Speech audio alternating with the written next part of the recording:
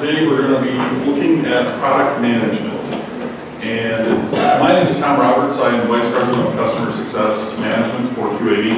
Happy to sit in Don's group. I've had somebody say to me today that Don has forgotten more about QAD than this person could ever learn. So that was actually a quote from Clay. He has a lot of experience in QAD since 1999. He's been in the solution. He runs monthly webinars. I think that those would be great for you guys to listen to. He's really an expert. He's an MRP expert and actually trains in almost all QAD processes. So great to have Don here to deliver this message for you guys. So thank you, Tom. Yeah. Appreciate it. Oh, sorry. Two other things. I got to do my administrative. Phones on silent, so send this done, please. And please remember to fill out the surveys at the end of the module. So thank you so much for your attention. So yeah, take Tom's to heart. Well, good to know what's afternoon. And if anybody falls asleep, I'll forgive you, because this is right after lunch. And we all have a heavy stomach, especially after that dessert bar. Oh, mackerel, that was pretty amazing. So, everybody having a good 2023 so far? Unless you work in the automotive industry. I just sat through Terry and Chris's mobile presentation. Seems like the auto industry is in a bit of an upheaval. But today what we'd like to talk about is product change control. So one of the first things that we do when we implement QAD is to set up the item master and the bills of material and everything we need for QAD's MRP to work properly. But that's just the first problem. Because what happens? Strikes, shortages, POs delivered short, engineers change their mind and change the bill of material. So the product change control module within QAD is intended to empower us to help configure and deal with those changes. It's one of the most important aspects of our ERP systems. So today I'd like to talk just a little bit about the product change control module itself, how we set up items, bombs, routing slips, reason codes, approval groups, etc. And then we'll talk just a little bit about the product change control process itself, including product change requests, product change orders, planning, which is one of my favorite things, implementation, and incorporation. With any subject that we talk about in QAD, there's always new terms and definitions and words that we use to describe what we're doing. And every company is different. I've worked in several organizations, and some call a work order, some call it a pick list, some call it production order, some call it. So if I use any term that you don't understand, or I use it in a way you aren't familiar with, just go to the QAD website. Has anybody been exposed to ChatGPT yet? Anybody use ChatGPT? Oh, I'm an addict now. I use it 20 times a day. I ran across the new one called Clyde 2. It's almost like ChatGPT, but it's I like it better. And I found that you can ask Clyde specifically about QAD functionality, which is even more interesting. So we need to understand our terms. And at the end, I'll show you a website that Alex has on our website that you can help learn about this process. So change control's been around since day one. I can remember when I was a planner, little child, 20 years old, worked for Beckman Instruments, and I was a planner. And it was pretty much ad hoc, that if you wanted to know what was going on, you had to run around and find out, because there was no easy way to track information, there was no revision control, If you wanted to find out where it was, you go look at the guy's desk.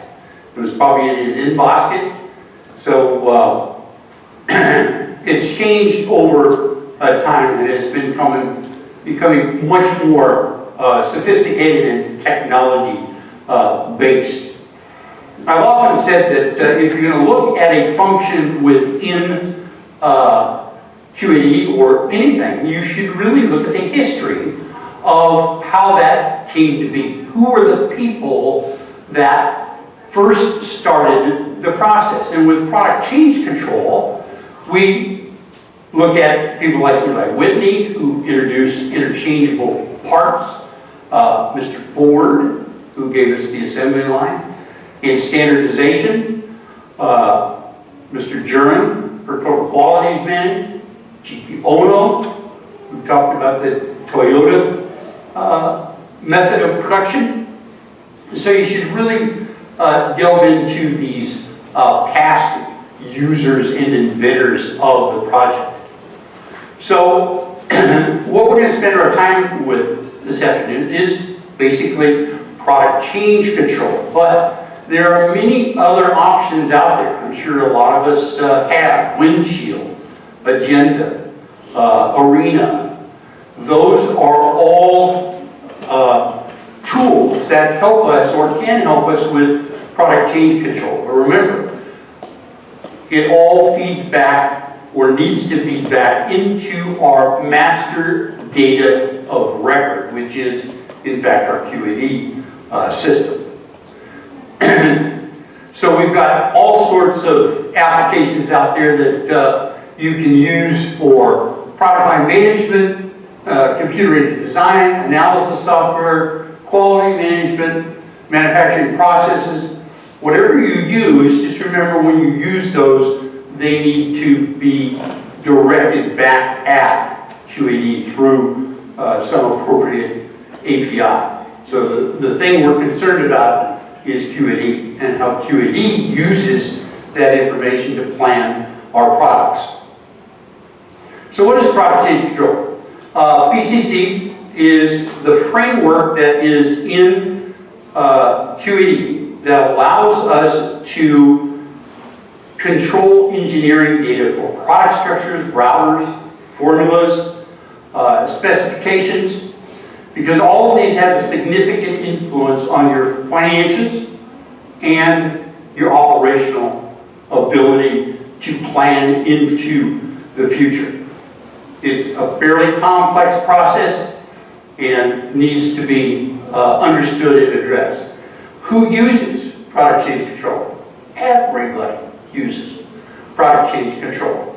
From engineers who embed it, to the supply chain planners who try to plan it, to the purchasing buyers who try to buy it, to the finance people who keep track of it, to the customer service people that are going to be the recipients of the results of that. So just about everybody in your organization is going to use product change control.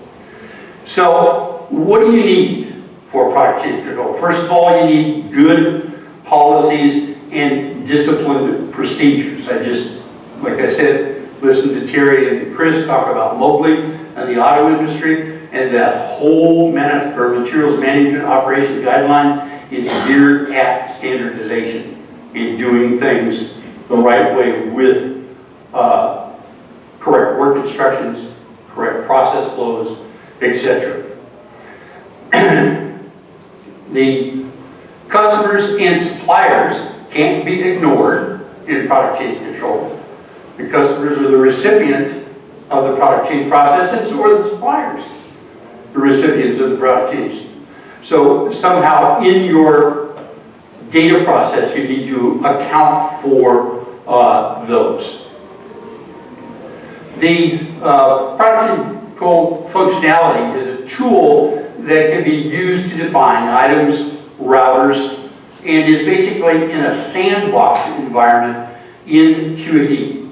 It provides online approval and change through the controlled approval routing process, which, if anybody deal with stocks, yeah, there's an ugly word, stocks, You got to have documentation. You got to have traceability.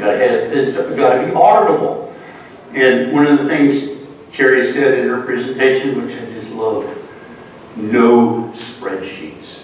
Do not use spreadsheets for product change control. How many use spreadsheets for anything? Yeah. IPS is the reason I know. Yeah. So QAD's product change control allows us to define the changes, approve the changes, report, and implement into the live production database from this sandbox. So the first thing that happens in a product change control is somebody has an idea that would change the product structure and improve the product. They've got a routing that needs to be changed. A customer changes some piece of data. So the people in the organization, all those users, need to be trained in how to use product change control. So they need to understand that 1.9 menu structure. Then it needs to be planned. This is where I always love being a planner, was planning for these change controls. And then once that change control is planned, it's submitted for approval, it's approved and implemented. That actually changes the data in QAD. So it affects your MRP, it affects your cost, it affects your product structure, it affects your routers, all through a controlled mechanism. So the first step is to build your PCR or PCO. And we'll talk about the text, the item masters, the routing, specifications, etc., and how we do that in the 1.9.2.13 product change control maintenance. Then the second is to basically start planning for the implementation. We've got browses, we've got printouts, we've got structure that we can look at, we've got information. The more information you have available to you as the planner in QAD, the more effective your product change control is going to be. And then once you've got that down pat, you have to go through the implementation approval process. And we'll talk about the difference between product change requests and product change orders. But those have to be approved, and there's a specific auditable process where you define the groups that are going to be affected. You define the routing slips of how those PCRs and PCOs are going to be processed through the organization, and then you get the product change control approved, and then you go into the PCO implementation process, which includes a release and distribution in 1.9.7.1, where you take it out of the sandbox and basically give it to the organization through the routing slips and groups. And then you've got the implementation or the incorporation planning report that you can use. Then you select the specific PCOs that you want incorporated into the live production base. Then you execute the incorporation and finally the implementation of that. There's basically two types of product changes, either a product change request or a product change order. These are defined in 1.9.1.9, the type maintenance, and you can also create other PCO types besides a PCR and a PCO. You might have different kinds of product changes. You might have types of documents or change requests for different product lines, for different production areas that might be affected. And so you define your PCR, PCO type maintenance, and then before enabling PCR, there's a couple things to keep in mind. If you use the ECN module, has anybody used the ECN module? If you're using it, that PCO implementation completely wipes out or disables the PCN module. And if you've got changes that are defined in that, you're going to need to manually put those into the PCR. There's no conversion processes for that. But you basically are going to get rid of the ECN process, all your spreadsheets, back them up, get hard copies, whatever you need to do, because that's all going to go away when you implement the PCN and PCR module. There are also 4 particular modules that you need to also enable for PCC.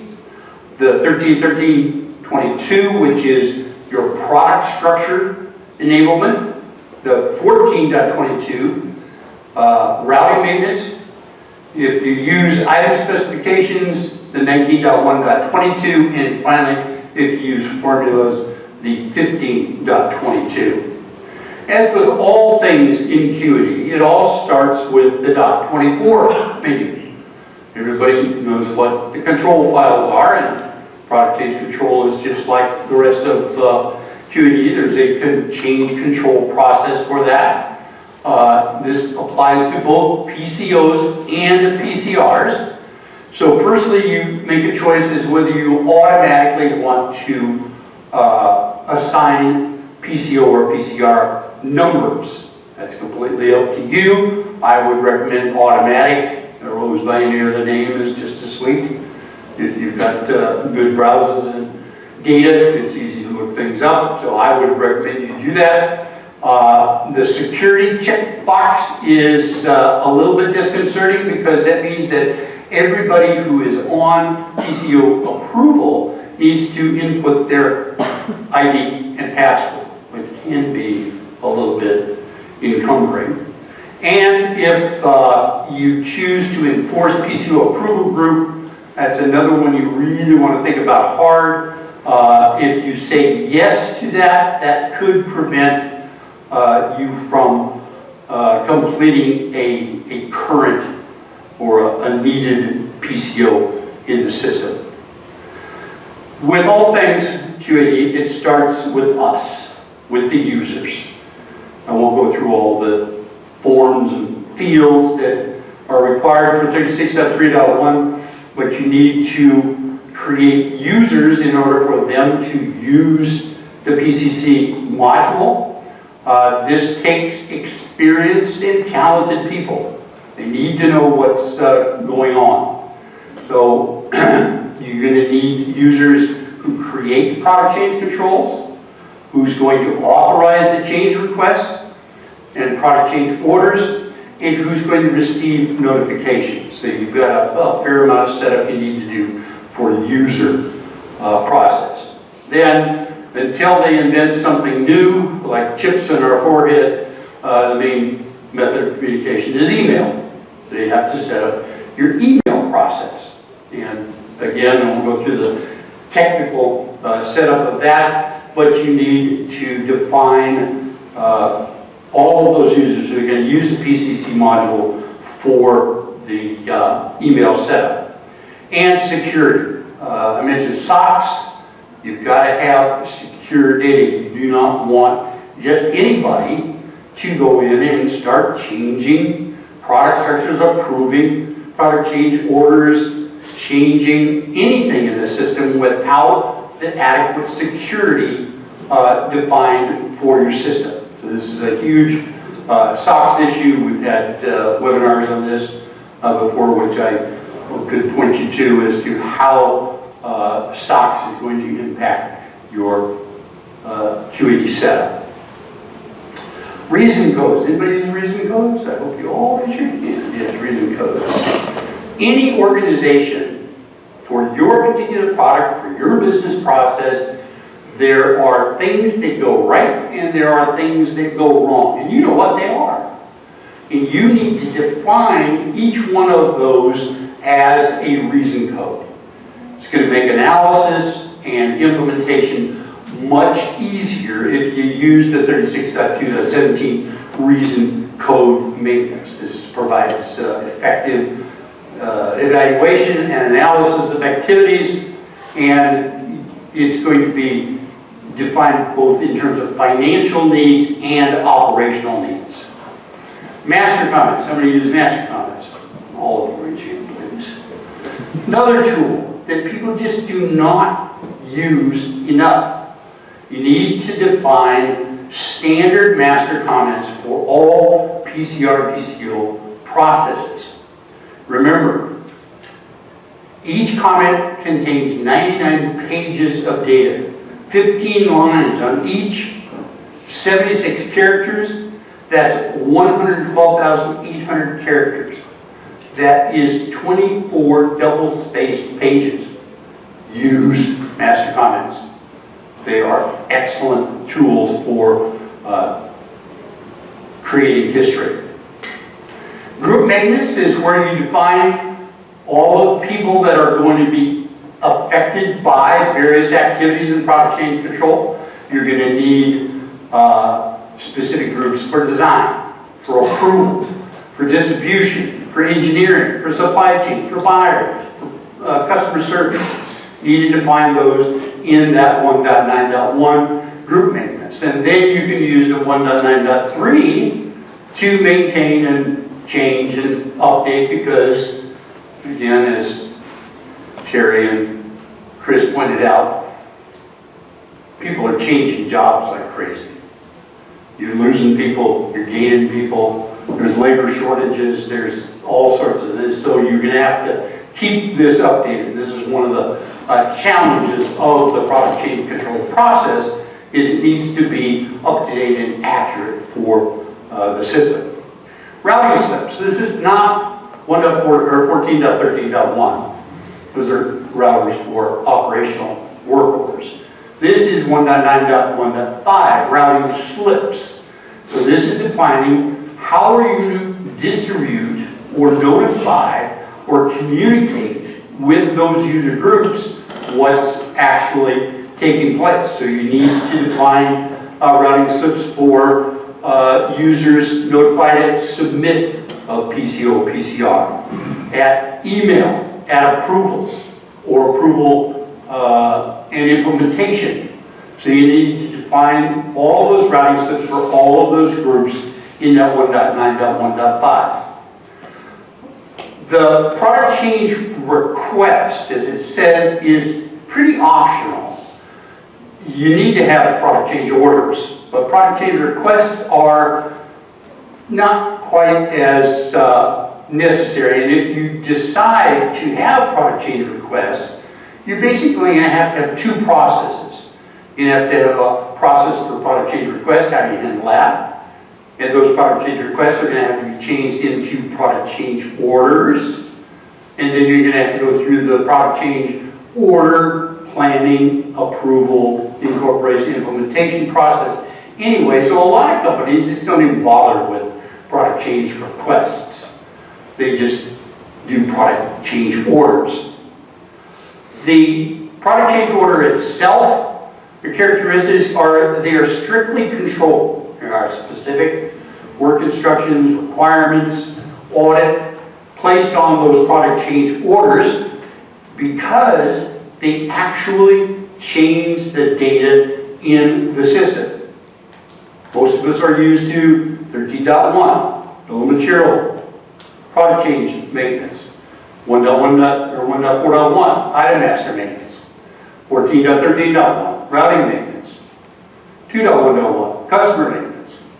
Those are actually changing the data in your system. Well, product change orders actually change data in your change or in your QAD system. So those have to be pretty accurate. They're very rigorously controlled documents. There's basically three areas of product change orders: the header, the body, which we'll go through, and a trailer. The 1.2.9.13 is your create and maintain product change orders. Here you can change the PCO number. It can be automatic or manual, as we talked about. There's header to determine what type of document it is, who originated it, who created the PCO itself, that is, who input it, a title for the change, a reason code for the product change order, needs to be defined in your product and your change request, and you also have a couple of generalized codes that you can use for additional slicing and dicing. The header, once you've loaded the basic information for the PCO, there's a pop-up menu where we find the PCO functional maintenance. And you can change PCO number. You can also close the PCO to another PCO if you want to, copy from a PCO, various functions that can be done with your product change order. The first, after you set up the basic header data, you find that within the product change control maintenance screen, the 1.13, you can adjust specs or text. You can copy master comments into a product change order. You can change, you can create surveys, you can create checklists, policies, standard production order, or policy procedures. Almost anything you can think of can be entered into a product change order text maintenance. The main PCO body maintenance change menu is pretty much the guts of the PCO maintenance process. From here you can specify items, text, product structure, routings, formulas, process, item specifications, and the trailer data. The text maintenance with text fixes, you can add, modify, or delete data in the PCO, or copy from master comments again. Then with the item maintenance section of the product change order, you can either update the product item data directly in the PCO, or you can go out of the PCO process and directly into, say, 1.4.1 or 1.4.5. So it depends on how you want to set it up. Depends on how your users like it. I've worked with some organizations that like the PCO menu process.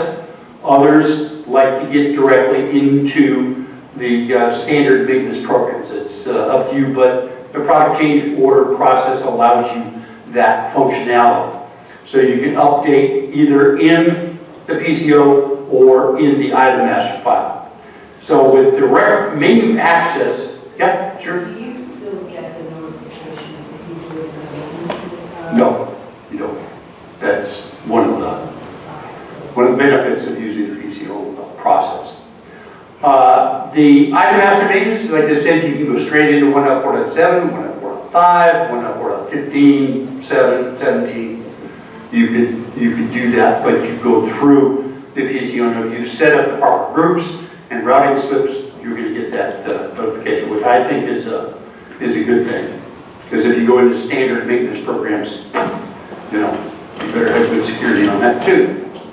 So item planning maintenance, 4.7 you can get into. You can go into the structured data maintenance, where you can add and change components. You can copy bills of material from your standard BOM tables, the PS master, etc., all within that PCO process. Remember, the guts of how we use QAD is your product structure. You got to have items, that's pretty well given, but how you plan, how you execute, how you order, how the buyers get information is all based on your product structure.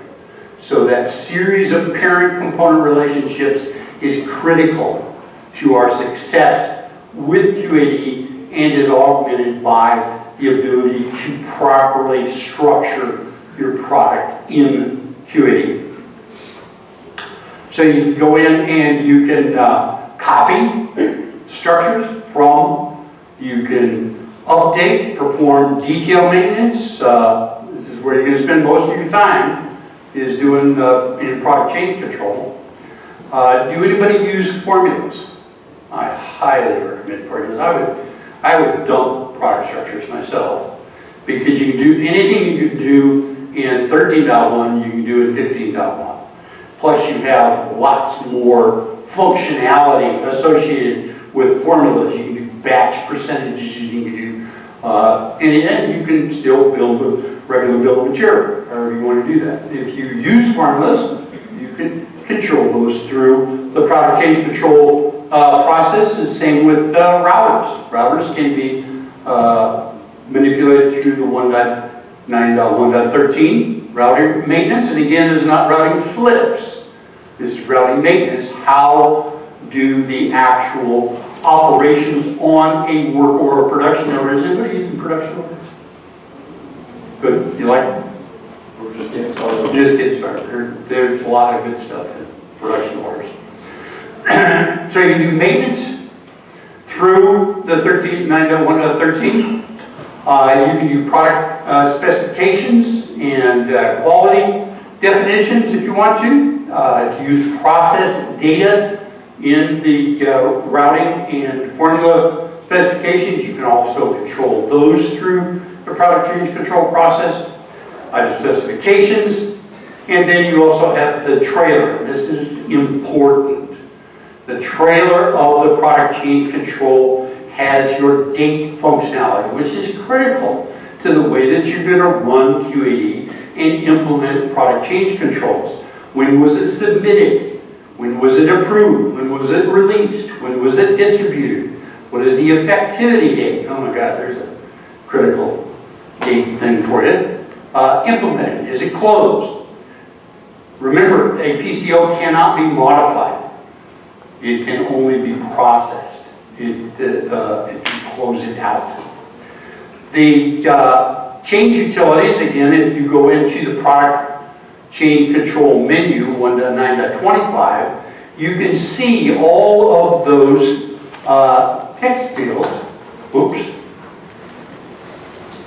You see that all of these, text, item, structure, routing, these are all within the 1.9.2.13 product change control maintenance, or you can go in and you can use these structures, and these would also be notified based on your routing such as your setup. And so a lot of planners like that functionality. A lot of them like to go into 1.9.1.13. A lot of them like to go in the individual maintenance programs. And it depends on how you're going to set up your change control process. The product change request, as I said, is different. It's loosey-goosey. It's, you know, if a sales guy wants to create a product change request, okay, let him do it. He might have a good idea, may not. But it's not as rigorously controlled. It can go through approval process, just like you do with PCO, or you can just close the PCR. The idea is not good enough. But remembering that if you have or implement PCRs, you have to have a standardized process for creating the PCR, routing the PCR, and closing the PCR out to a PCO. Because only the PCOs are going to update the actual production data. The PCRs don't affect financials, they don't affect the bills of material. They're there primarily to record the changes that are suggested by engineers, salespeople, etc. So I think it's a great tool, but it requires another level of standardization and control in the system. So the PCR, we won't go through the PCRs too much because the PCR menu structure is pretty much identical to the PCO product maintenance structure. So you can do the same things: items, structures, routings, item specifications, etc. You can close a PCR to a PCO, which is normally what happens with the product change request, is you're going to close it out and it's going to become a product change order. And then you can convert a PCR to a PCO. Both functions exist, depends on how you want to use that process. And then you've got the planning process. This is where I have fond memories of being a planner. This is how, in probably one of the more important parts of product change control, is planning for the change order from the origination of the order, through the evaluation, through the approval, through the release and distribution, the incorporation, and the implementation. So this is a very important part of that. This is where the rubber meets the road, basically. So from identification through request initiation, the impact assessment of what is going to happen if this change order is approved and processed, the prioritization of, there's another key process you have to take into consideration, or you do this before this is more important than that. That's one of the things the PCO module gives you, is that visibility, instead of having to gather all that information in a spreadsheet. Review and approval, the implementation planning, verification, validation, documentation, and communication, and change board, along with continuous improvement. So the 1.9.7 of 13 is probably one of the most valuable reports in the system. This is your incorporation planning report. This I would run first and often. I'd run this probably on a daily basis just to see where you are. There's the 1.9.9.3, affected structures and formulas inquiry. You got a lot of them out there. This is another handy way to do it, or create a browse for that. There's an item revision history browse, which is another excellent tool to keep track of where those incorporations and product change orders have been planned and incorporated and implemented. There's a 1.9.9.9 item revision no variant report. I always find this helpful because this will point out the differences. If anybody uses sites, yeah. Change the, or it'll show you the difference between the item master revision and the site revision, which is another critical process. You know, there's lots and lots of data visibility in QAD because product change control is across the board. It affects everything that you do. And if you're familiar with QAD and the browse operations and functions, collections, there's lots of information out there. But I would recommend that you standardize on a set number of those reports and only use that. The 1.9.9.1, print the PCO. A lot of companies do this. They print the actual document in a hard copy, that sometimes good, sometimes bad. But this report gives you almost everything you need to know about an individual PCR or PCO. There's another inquiry, 1.9.2.8, PCR inquiry that gives you a lot of good information. You can print a hard copy of this if you wanted to. And you could use the detail inquiry. This gives you more information you're going to have about a particular PCR or PCO. There's the 1.9.11, the status browse of PCOs. Another great report, shows you where in the process a particular PCR PCO is at this particular time. And then approval. So approval assigns acquiescence and consent to a proposed change. Now, this is critical. So the people that you define in your groups and your routing slips, if they've got an approval process, they need to know what they're doing. Because once it's approved, as with most things in QAD, it's hard to reverse that process and correct it. So you want to make sure that that is done correctly. There's change notifications. This is intended to make sure that everybody who needs to know, and that's a lot of people, is correctly notified as to the status and the implementation process of these PCOs. So you can approve a PCR for approval, or you can, as most people do, PCR approval routing. And so that is going to follow the routing slip that you've defined. It's going to automatically create an email to the people who need to approve that. They can either go into 199.6.1, PCR approval and process, or they can go into the 13, which is the detailed process. And you can override the previous detailed approval process. Say manager needs to approve PCO today, that needs to be released immediately, but he's not a standard approver. He can go in and do it through this 1.9.6.13. The implementation menu goes through the functions of release and distribution, incorporation selection, incorporation, and implementation. So the release and distribution takes it from engineering to manufacturing and planning and distributes the PCO to responsible group members. The incorporation planning report we talked about earlier, use this often. This is how you control your planning process. You go in with 1.9.7.4, incorporate selection, and select the PCOs that are going to be incorporated and then eventually implemented. And you want to make sure that those effective dates are absolutely correct, because that's what the system is going to be based on, is those incorporation dates.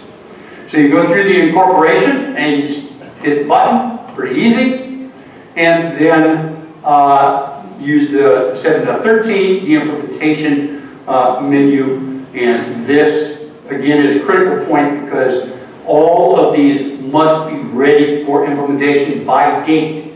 So you don't select by PCO, which normally you do with a spreadsheet. You do this by date, so it requires excellent planning. Some other functions in PCO, you've got the import-export, PCO close and distribution archive. If you use another tool like Arena or Windchill or whatever, you're going to have to get information out of QAD into that auxiliary product change control application and then back into MRP in QAD, because that's where you're going to run your process. So you can use the import-export process.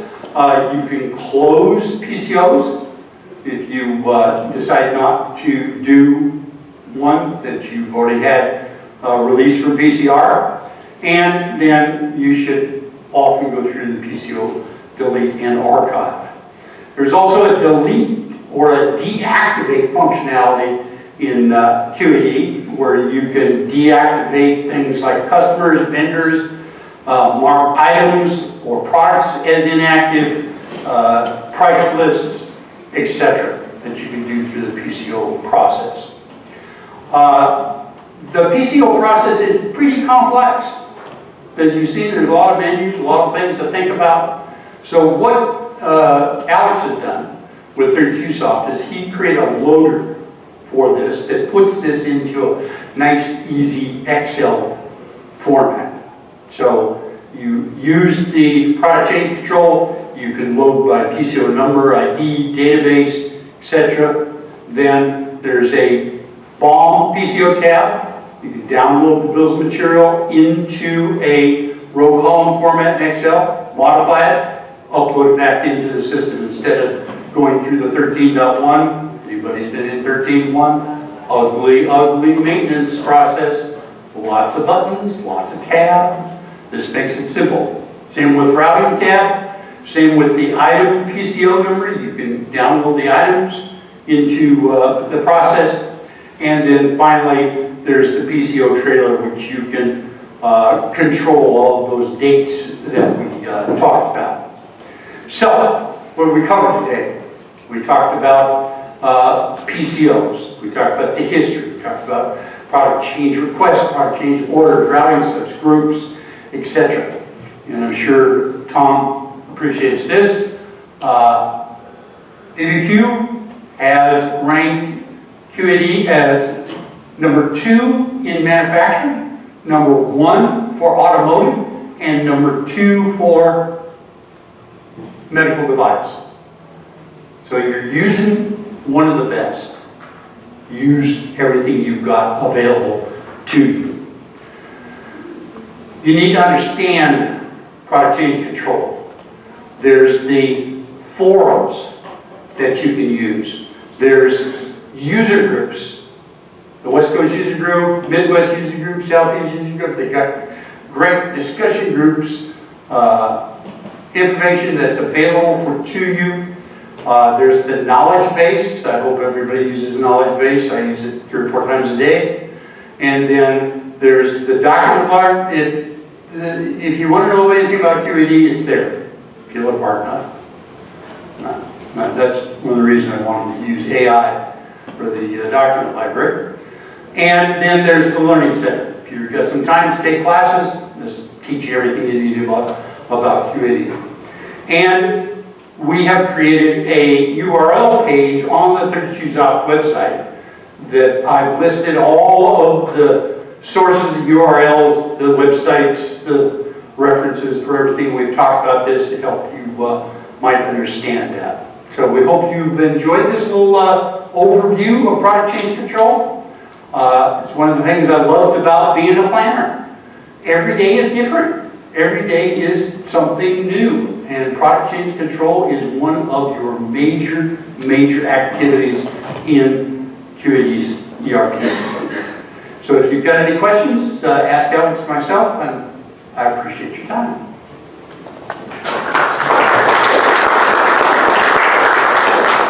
Thank you. Any questions? I have a question. Yep. So, are you going to make the presentation available to us? Yeah, Jeff, I'm It's gonna. already in the app, I think. It's in the app? It's already attached, yeah. Oh, okay. So in your experience, we're an automotive company, we just went live in July with QAD, so Oh, you're neophytes. we are neophytes. Yes. In your eyes, you mentioned planners. In your best practice, who controls the PCO? Is it material planner? Engineering. Engineering.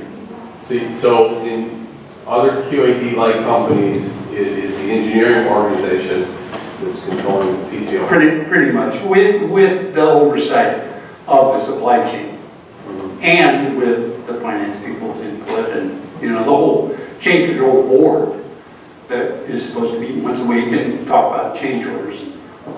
That's probably the control mechanism, but the engineers are the ones who ultimately are responsible for the routings of those material specifications, all that kind of stuff. So I would put that responsibility on that group. The planners are critical to the process because they know what the purchase orders are, they know what the material flow is, all those kinds of things. But Okay, so another question around this is, you showed the PCO process going through a test environment. I think you suggested before you actually.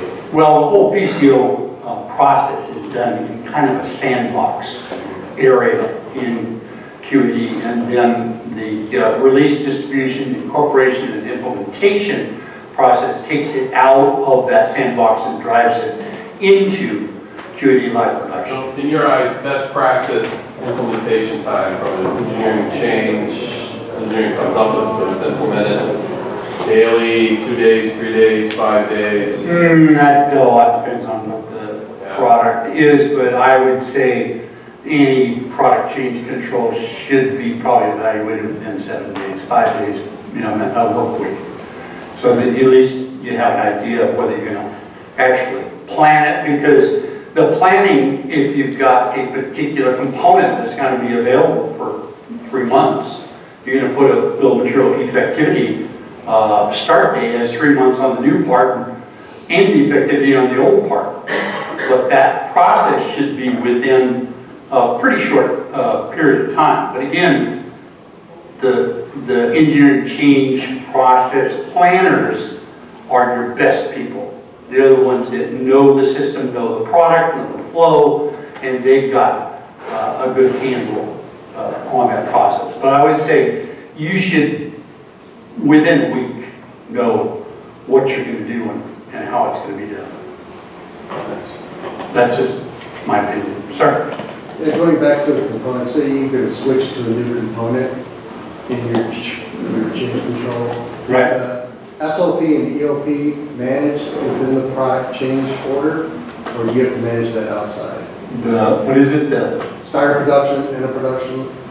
That's all controlled within the item master definition and the bill of material start to stop dates. No, so say you have a product that you're going to produce, it uses this component, you're going to switch to using that component. Right. So your purchasers have to know that they got to stop ordering and down the inventory of this and start focusing up the inventory on the new component. Yeah. Is that, So the new component has a start effectivity of X, and the old component has an end effectivity of X. And there's lots of reports and browsers and whatnot in the system that should give the buyers the visibility of what parts are going to be phased out, phased in. And MRP should do that automatically by virtue of the start and the end dates of the components. so is that encompassed in the product change order? Right, right. Because if you go into the 13.1 or in product change control and 1.9.13, product change, you can go in and manipulate those effectivities, those start and end dates within the product change order itself. So yeah. Yeah. Go ahead. Can I implement some product and PCO for the future date? The future date. You said the PCO implementation should be run for the current date, right? So can you do some? Oh no, it's based upon the implementation date. Remember in the trailer, I mentioned there's those many dates: approval, distribution, implementation, and so that effectivity date in the product change order trailer is what QAD is going to use to go through the incorporation and implementation process, which changes a live production. So that effectivity date is critical. So from a finance perspective, once it gets through that full approval process, I hit that effectivity date, it's rolling up that new cost structure. You have to do the cost structure. So you got to do all you that gotta do that. for the paycheck. Yeah, right. Because product change control doesn't do product, Product structure. no, not doesn't. So you gotta coordinate that with the implementation. That's why one of the groups is finance, and one of the routing slips defines that, you know, the routing group gets all the change orders and they know when and at what point to do the cost rolls for bombs and routings, etc. That Excel upload that you showed, is that a standard QAD functionality or is that? No, it's, talk to my friend Alex there. Okay. He knows what that is. Because, like I said, product change control is pretty complex, lots of menus, lots of data. But the loader kind of puts it all into one nice row column process. And then you just hit the button and it uploads. Makes it Pretty easy to implement or? What's that? Pretty easy to implement. I think it is. You load it in the, you know, in file, you bring up the spreadsheet, you hit the button. And of course, all the manipulation of the rows and columns is your responsibility, but implementing this piece of cake, just simple. So if you're doing your ECM process through another application, and it gets through that whole approval process. Right. That's where those APIs. Is there an interface between the two? No, if you're using some other process like Windchill or Arena or whatever, there's already some API that takes the data out of that application and drives it into the QAD database. So yeah, that's it's kind of a mapping. Yeah, it's a mapping process. Sir? Is there a built-in alert in the system? Yes. And approval is taking longer than the implementation date. There's not so much that, but to do that in the browse, ask the guy who's sitting next to you. He knows about browsers. Yeah, you can set those up in browse really easily. Yeah, but no, in the actual PCC module, there's no alert mechanism, but QAD, as Tom well knows, is so flexible that you can set up those browse relationships between fields and, you know, it's within 5 days it'll give you a message. So that's quite possible. Yeah. Okay, well, thank you, appreciate it.